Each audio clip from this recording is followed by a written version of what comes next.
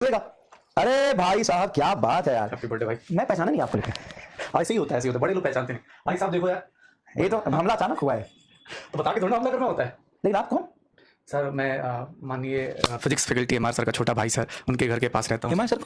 MR sir वो जो Newton की बैंड बजा के जितना भाई न्यूटन ने इतने लोगों को ग्रेविटेशन नहीं समझाया होगा ना भाई पूरी जिंदगी में, उतना अकेले बैठ के समझा रहे हो यार, क्या चाहते हो? पहचाना नहीं सच में। होता होता है एक्चुअली, टी शर्ट से वो है ना, नहीं खरीदी है मैंने टी शर्ट, नहीं है भाई। ठीक है भाई, हैप्पी बर्थडे। ठीक है, अरे ये आप वो चॉकलेट क्या, मैं ज्यादा मत बोलो भाई। ऐसा है कि आपके बर्थडे में केक लेके आया था इसलिए आप वो पूरा कर रहे हो क्या?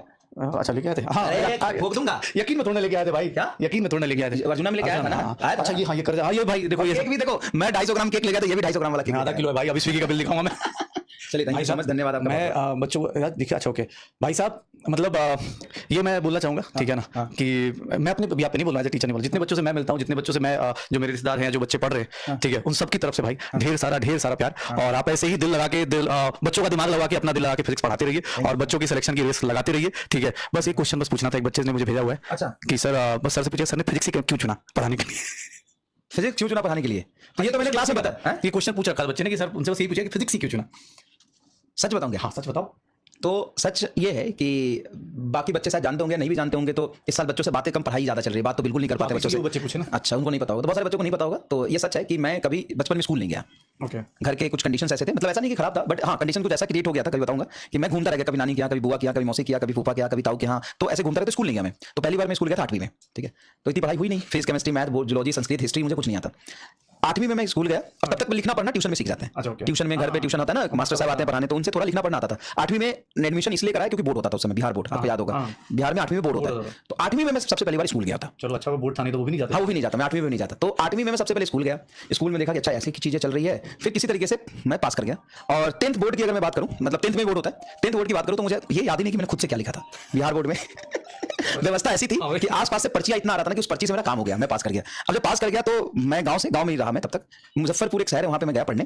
तो वहां पे 2 साल खूब मस्ती करी, बिल्कुल नहीं पढ़ा, और 12वीं बोर्ड में मेरे नंबर आए कुल 45.5%।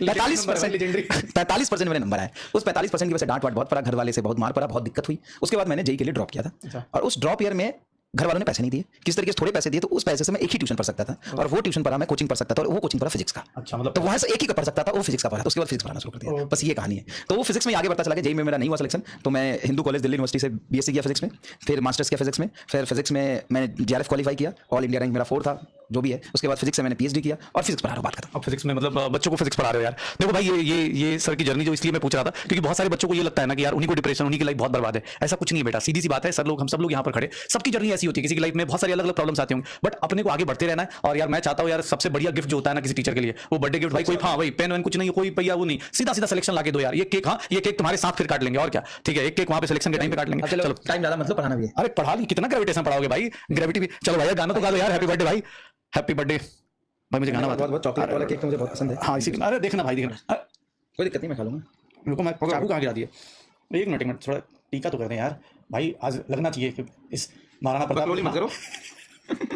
देख रहे भाई, खा लो भाई, कितना बजे तक क्लास है? अभी पढ़ाऊंगा 10 मिनट भाई साहब, चलो मैं इंतजार करता हूँ। चलो बैठो, आप चाय लो। ओके चलो, ओके भाई, बाय बाय।